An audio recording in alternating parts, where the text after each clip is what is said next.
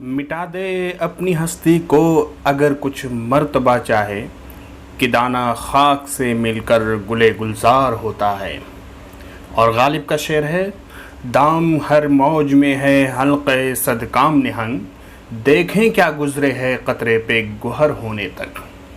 मतलब क़तरे को एक मोती की शक्ल अख्तियार करने में बहुत सारी दुश्वारियों से गुज़रना पड़ता है और इसी तरह से एक दाने को मिट्टी में मिल करके ज़रखेज़ होना पड़ता है। तो दोस्तों, किसी भी हदफ को छूना या उसको हासिल करना आसान काम नहीं होता है। अर्क़रेज़ी करनी पड़ती है, मेहनत करनी पड़ती है। अगर हम एक एग्ज़ाम की तैयारी कर रहे हैं और उसकी तैयारी किसी एक किताब से हो जाए तो ये ज़ाहिर सी बात है किसी चमत्कार से कम नहीं है। इसलिए आप लोग किसी एक किताब पर इन्हिसार मत करिए, बुनियादी किताबों की तरफ आइए। मैं अपनी कोशिश कंटिन्यू जारी रख रहा हूँ और कोशिश करते रहूँगा। तो दोस्तों, मैं हूँ आलिम, हाजिर हूँ अपने चैनल उर्दू जहान पर आपके लिए एक नई रहनुमाई लेकर के। University grant commission net JRF का एग्ज़ाम, ये हर तालिब इल्म का एक सपना होता है, ख्वाब होता है इसको क्वालिफाई करना। लेकिन जाहिर सी बात है, इसके सिलेबस को सबसे पहले समझना मुश्किल होता है, उसकी तैयारी सबसे मुश्किल होती है और तैयारी हो जाए तो आपके अंदर कॉन्फिडेंस बहुत कम होता है। उर्दू तालिब इल्मों के अंदर मैंने देखा है, दिन रात एक कर देते हैं मेहनत करके, लेकिन फिर भी वो उस मुश्किल हदफ को छू नहीं पाते, उस मुश्किल हदफ को हासिल नहीं कर पाते। तो दोस्तों, मेरे वीडियोस को देखिए, लाइक करिए, कमेंट करिए, शेयर करिए। चैनल को अगर नए हैं तो सब्सक्राइब करें। यहाँ पर आपको इस तरह की रहनुमाई मिलती रहेगी कि किन किताबों की मदद से हम किस यूनिट की या किस टॉपिक की तैयारी कर सकते हैं। तो आइए आज बात करते हैं एक नई यूनिट पर, एक नए टॉपिक पर। तनकीद व तहकीक पर गुफ्तगू करने के बाद आज हम जिस टॉपिक पर बात करेंगे वो है गैर अफसानवी नस्र। गैर अफसानवी नस्र का सबसे पहले आप लोग इस इस्तिलाह को समझ लीजिए। नस्र दो तरह के होती हैं, एक अफसानवी और दूसरा गैर अफसानवी। पहली बार जब मैंने इस इस्तिलाह को सुना था तो मुझे भी थोड़ा सा अटपटा सा लगा था कि नस्र को दो तरह के डिवाइड कर दिया गया है। तो वो क्या क्या चीज़ें हैं, गैर अफसानवी नस्र में क्या क्या चीज़ें आती हैं, अफसानवी नस्र में क्या क्या चीज़ें आती हैं। तो अफसानवी नस्र तो हर कोई समझ सकता है, दास्तान है, नॉवेल है, अफसाना है, ड्रामा है, या इस तरह के जितनी भी नस्र लिखी जाती हैं जिनमें कहानीपन हो उसको अफसानवी नस्र कहा जाता है। और इसी तरह से गैर अफसानवी नस्र उसके अपोजिट में है, यानी ऐसे नस्र जिसमें कहानी ना हो, जिसमें किस्सा ना हो, जिसमें प्लाट ना हो, जिसमें मतलब कहानीपन के जितने भी तलाज़ुमे होते हैं वो तमाम के तमाम ना मौजूद हों। कुछ उस चीज़ें उसमें हो सकती हैं लेकिन वो कहानी नहीं होती है। तो गैर अफसानवी नस्र का इस्तिलाह समझ लेने के बाद आइए हम देखते हैं कि इस यूनिट में क्या क्या चीज़ें हैं। तो दोस्तों, सबसे पहले है सवाने और खुदनविश्त, इसके बाद है उर्दू के उसके सवाने और खुदनविश्त के बाद है उर्दू मकतूब निगारी, उसके बाद है उर्दू में मजमून निगारी, उसके बाद में है इंशाइया निगारी, इसके बाद है आप लोग देख सकते हैं यहाँ पे उर्दू में खाका निगारी, खाका निगारी के बाद है उर्दू में सफ़रनामे का आगाज़ व इर्तिक़ा। तो ये चीज़ें जो हैं आपके यूनिट नंबर 8 के अंदर हैं, गैर अफसानवी नस्र के झैल में हैं। लेकिन हम आज इस वीडियो में बात करेंगे सवाने और खुदनविश्त। सवाने और खुदनविश्त के बाद बात करेंगे यहाँ पर मकतूब निगारी, उसके बाद में मजमून निगारी, उसके बाद में तो ये मजमून निगारी, मकतूब निगारी, खुदनविश्त और सवाने हयात, इतनी चीज़ों पर आज हम इस वीडियो में बात करने जा रहे हैं कि किन किन किताबों की मदद से इनकी हम तैयारी कर सकते हैं। तो आइए सबसे पहले बात करते हैं सवाने और खुदनविश्त निगारी पर। तो सवाने और खुदनविश्त निगारी आप लोग समझ सकते होंगे दो अलग अलग चीज़ें हैं। सवाने कहते हैं उस ज़िंदगी के उस बयानिए को जो दूसरा कोई लिखता है किसी दूसरे के बारे में, चाहे वो ज़िंदा हो चाहे वो मुर्दा हो। और खुदनविश्त कहते हैं खुद अपने बारे में जो तहरीर लिखी जाती है अपने हयात से मुताल्लिक, उसको खुदनविश्त कहते हैं, और ये जिंदों की ही खुदनविश्त होती है। अब खुदनविश्त और सवाने निगारी के फ़न और उसके आगाज़ व इर्तिका के मुताल्लिक हम किस किताब से पढ़ सकते हैं और अच्छा और बेहतर नोट बना सकते हैं। तो फ़न सवाने निगारी पर अगर हम देखें तो सैयद शाह अली साहब की किताब है, ये पाकिस्तान के हैं, उर्दू में सवाने निगारी। इस किताब के अंदर आप लोगों को फ़न और यहाँ पे सन 1914 से लेकर के 1954 तक के तमाम सवाने निगारों के बारे में बहुत अच्छे तरीके से गुफ्तगू की गई है और मालूमात यहाँ पे मौजूद है। इस पर ख़ास तौर पे मतलब इर्तिका की बात यहाँ पे जब इस किताब में आती है तो हाली शिबली जो आपके यहाँ पे आप देख सकते हैं जो आपके सिलेबस में हाली शिबली हैं, इन दोनों के ऊपर भी इसमें बहुत ही तफसील से गुफ्तगू की गई है।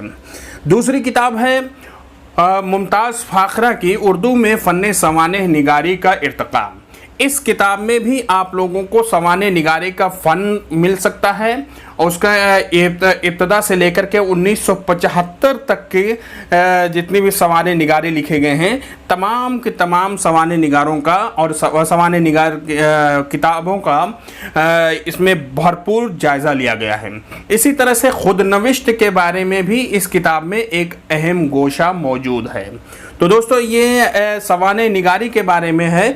इसके अलावा डॉक्टर फरमान फतेहपुरी की किताब उर्दू नस्र का फ़नी इर्तिका में भी सवाने निगारी के बारे में मजमून मौजूद है और साथ ही साथ हाली और शिबली के सिलसिले में भी इस किताब में जो ये आपके दोनों सवाने निगार मौजूद हैं, इन दोनों के बारे में स्पेशली हयात जावेद और अल फारूक के सिलसिले में मजमून आप लोगों को यहाँ से मिल जाएंगी। अब बात करते हैं खुदनविश्त की कि खुदनविश्त के फ़न को हम कहाँ से पढ़ सकते हैं। तो उर्दू में खुदनविश्त सवाने हयात जो है सबीहा अनवर साहिबा की किताब है, इसमें आप लोग खुदनविश्त के फ़न के बारे में, उसके खुसूसियात के बारे में, खुदनविश्त और सवाने उमरी में क्या फ़र्क है और खुदनविश्त निगारी की रिवायत क्या रही है, इर्तिका क्या है, आप तमाम लोगों को इस किताब में जो आपकी स्क्रीन पे है इससे आपको मालूमात यहाँ से हासिल हो सकती हैं, अच्छा नोट बन सकता है।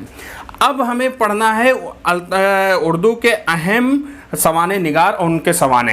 तो यहाँ आप लोग देख सकते हैं अल्ताफ़ हुसैन हाली और अल्लामा शिबली नौमानी जो हैं, अल्ताफ़ हुसैन हाली जो उर्दू में सवाने निगारी के बाकायदा मुजिद समझे जाते हैं, माने जाते हैं, उनका हयात जावेद है जो सर सैयद अहमद ख़ान पर लिखा गया है उनका है। और इसी तरह से अल्लामा शिबली नौमानी का जो अल फ़ारूक है यानी हज़रत उमर फ़ारूक रज़ी अल्लाह ताला अन्हु के सवाने हयात ये है।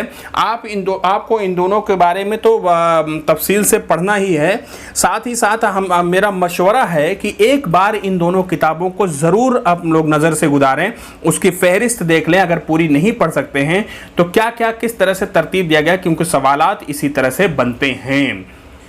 अब आते हैं खुदनविश्त सवाने निगारों पर। उर्दू के खुदनविश्त सवाने निगारी में अख्तरुल ईमान के इस आबाद खराबे में और आल अहमद सुरूर के ख्वाब बाकी हैं, मसूद हुसैन खां का वरूद मसूद। तो ये तीन खुदनविश्त सवाने हमारे सिलेबस में मौजूद हैं।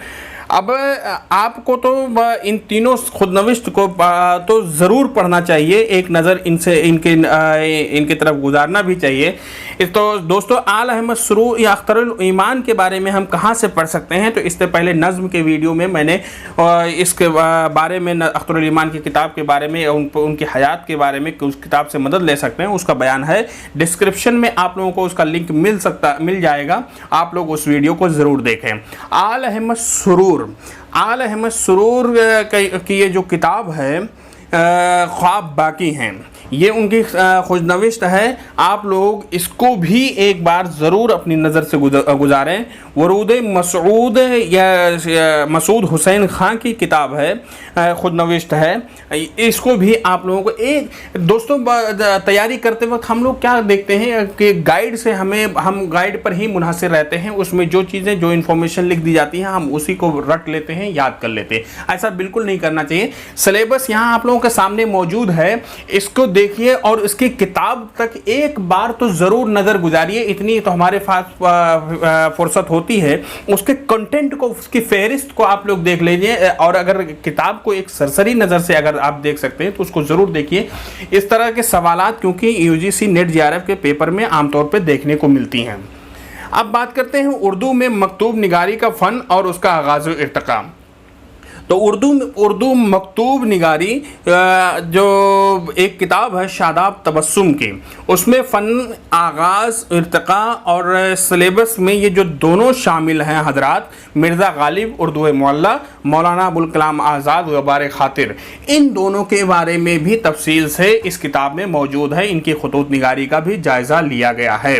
इसके अलावा मिर्ज़ा गालिब के खतूत निगारी पर अगर आप लोगों को बहुत अच्छे तरीके से पढ़ना है तो गालिब शायर व मकतूब निगार जो नूरुल हसन नकवी साहब की किताब है, इसको आप लोग अच्छे तरीके से पढ़ सकते हैं। वहाँ पे आप लोगों को गालिब के हयात के बारे में, उनकी शायरी के बारे में, उनके कसीदा निगारी के बारे में और मकतूब निगारी के बारे में बहुत तफसील से उन्होंने लिखा है।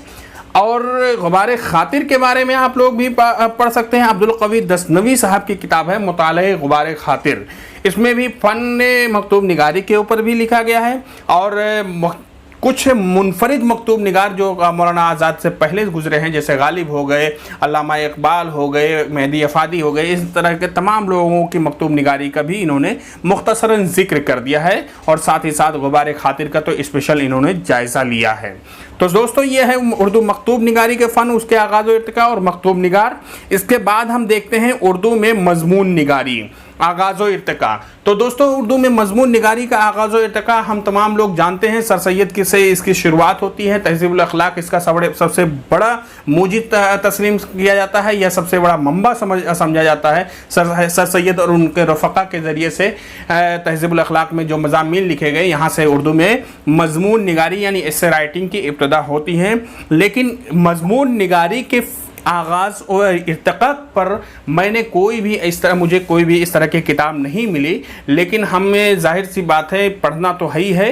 तो अलग अलग मज़मून निगारों के या वो सर सैयद और उनके रफ़क़ा या सर सैयद के सिलसिले में इस तरह के किताबें हमें पढ़ने को मिल सकती हैं। मज़मून निगारी की जहाँ तक बात की जाती है तो फ़न मज़मून निगारी या मज़मून निगारी के फ़न पर बहुत सारी किताबें मौजूद हैं, जिसमें फ़न की बारीकियाँ, कैसे मज़मून लिखा जाता है, इब्तिदा वस्त अंजाम, वो दुनिया भर की चीज़ें जो उसमें लिखी जाती हैं और बहुत ही वैसे म्यारी किताब नहीं मानी जाती है। फिर भी मौलाना आफ्ताब अतहर सिद्दीकी साहब की किताब है जो स्कूल के पस मंज़र में ये किताब लिखी गई है। ये आप लोगों को फ़न मज़मून निगारी के जुज़ियात के बारे में समझने में मददगार साबित हो सकती है किताब। अब सर सैयद अहमद ख़ान का जो मज़मून है, मज़ामीन सर सैयद, इसका हमें ख़ुसूसी मुताला करना है। तो यहाँ पर सर सैयद का आईने खाना के नाम से एक इंतखाब शामिल किया गया है, मौजूद है अबुल खैर कश्फी, और इसी तरह से एक इंतखाब अनवर सिद्दीकी साहब ने इंतखाब मज़ामीन सर सैयद के नाम से किया है।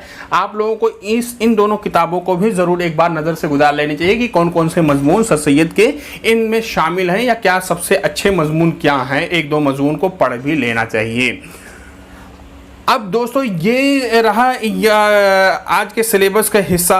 अब बाकी आगे जो मैं बात करूँगा उर्दू में इंशाइया निगारी और अहम इंशाइया निगार, ये थोड़ा सा तवील है, और उर्दू में खाका निगारी, अहम खाका निगार, उर्दू में सफ़रनामा और उर्दू के अहम सफ़रनामा निगार, इन तमाम चीज़ों के बारे में मैं अगले वीडियो में ज़रूर जिक्र करूँगा, बात करूँगा और बताऊँगा कि किन किन किताबों की मदद से आप लोग इन चीज़ों की तैयारी कर सकता हूँ। तो उम्मीद करता हूँ कि आप लोगों को गैर अफ़सानवी नसर के बारे में किताबों की फहरिस्त मालूम हो करके एक आपको मुफीद और कारामद ये वीडियो लगी होगी।